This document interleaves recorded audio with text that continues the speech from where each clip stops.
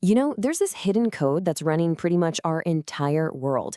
And no, I'm not talking about a programming language like Python. I'm talking about a branch of math called numerical analysis.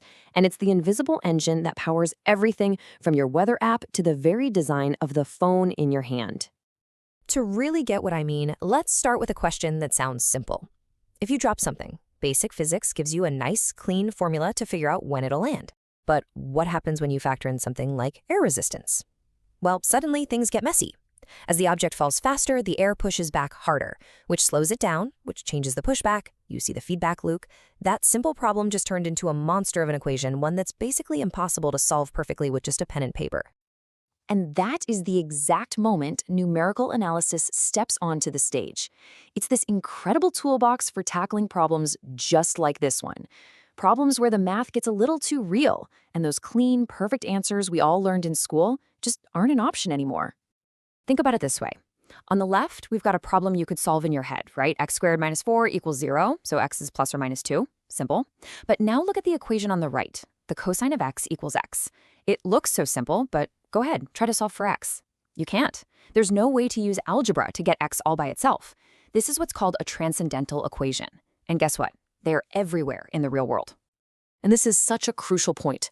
The formulas that model how air flows over a jet wing, or predict your mortgage payments, or track a pandemic, they almost never have these perfect, neat solutions. We are literally surrounded by some of the most important world-shaping problems that we just cannot solve exactly. So, what do? If we can't get the perfect answer, do we just give up? No way. We find an answer that's close enough. And believe it or not, close enough is the secret ingredient that makes our entire modern world tick. This is the art of approximation. So this is what numerical analysis is all about. It's a complete shift in mindset. You're moving away from the pure theoretical math world and into the super practical, messy, real world. The entire field is dedicated to finding these approximate answers using stuff a computer can actually do. Just simple addition, subtraction, multiplication, and division, but billions and billions of times per second. I absolutely love this quote because it just nails the whole philosophy. This isn't about being sloppy or imprecise. It's about being pragmatic. For an engineer building a bridge, a good enough answer that you can actually find is infinitely more valuable than some perfect theoretical answer that you can never calculate. All right, so how do we actually find this good enough answer? We don't just, throw a dart at a board. There are these really clever, systematic processes for zeroing in on the solution, getting a little bit closer with every single step. The main technique is called iteration. And honestly, the best way to think about it is like that hot or cold game you played as a kid. You make a guess, and the math tells you if you're getting warmer or colder. Then you use that info to make a smarter second guess. And you just keep doing that over and over, getting warmer and warmer until you're practically standing right on top of the answer. So here's a classic example, one of the simplest iterative methods. It's called the bisection method. Here's the game plan. First, you find a range where you know the answer has to be. Then you chop that range exactly in half and test the midpoint. Based on that test, you know which half the answer is in, so you can throw away the other half. And then you just do it again with your new, smaller range. Every single time you cut your search area in half, squeezing in on that solution with more and more precision. And the bisection method is really just one of many ways to do this. Check out this table. It shows a few different methods all trying to solve our tricky cos of x equals x problem. You can see how with each iteration, P1, then P2, then P3, the guess gets better and better. But then, whoa, look at Newton's method at the bottom. It gets insanely accurate in just 2 steps. That's the power of a really, really smart algorithm. Okay, but of course, whenever you're dealing with approximations, there's always an elephant in the room. Error. You're not getting the one true answer.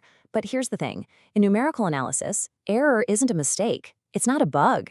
It's actually a feature of the whole process, something you have to measure, understand, and most importantly, control. So the first kind of error comes right from the computer itself. Think about a number like pi. It has an infinite number of digits.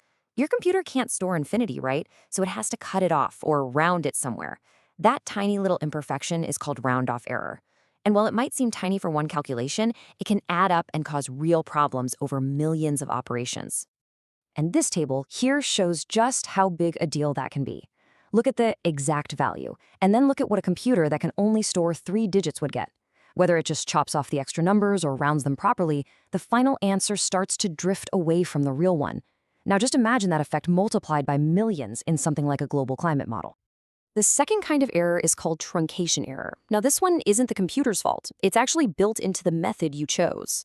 So imagine trying to find the circumference of a perfect circle. You could approximate it by drawing a hexagon inside. That's kind of close. Then an octagon. Better. Then a 100-sided shape. Even better. But none of them are a perfect circle.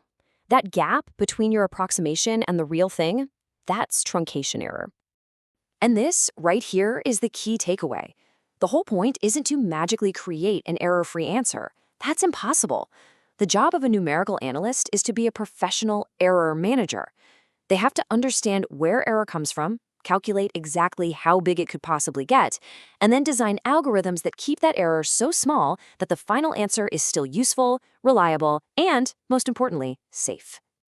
And it's these super reliable, good enough answers that literally make our modern world possible. Let's just take a quick tour of where this hidden code of reality is running all around us right now. Every single time you look at a bridge or a skyscraper, you're looking at the result of numerical analysis. These methods solve millions of equations at once to figure out the stress on every single beam, making sure that structure can handle everything from high winds to an earthquake. Numerical analysis lets us simulate how heat flows through complex shapes, and that is absolutely critical for designing everything from the engine block in your car to the turbines in a massive power plant, making them more efficient and a whole lot safer. It's even used in biology to model the really complex ways that populations grow and shrink. These models help us understand everything from how an invasive species might spread to the long-term impact of climate change on a delicate ecosystem. And this isn't just for giant science projects. The math behind your mortgage, your car loan, and the mind-bogglingly complex financial markets that drive our entire economy, it all runs on the bedrock of numerical analysis. And that brings us right back to where we started. With these powerful iterative techniques, we can finally tackle our first problem. We can predict with incredible accuracy just how long it takes that object to hit the ground, air resistance, and all. So we're left with this pretty fascinating idea. What numerical analysis really shows us is that progress, a lot of the time, isn't about finding those perfect, beautiful answers. It's about creating really smart, manageable, and reliable approximations. Which, it really makes you wonder, doesn't it?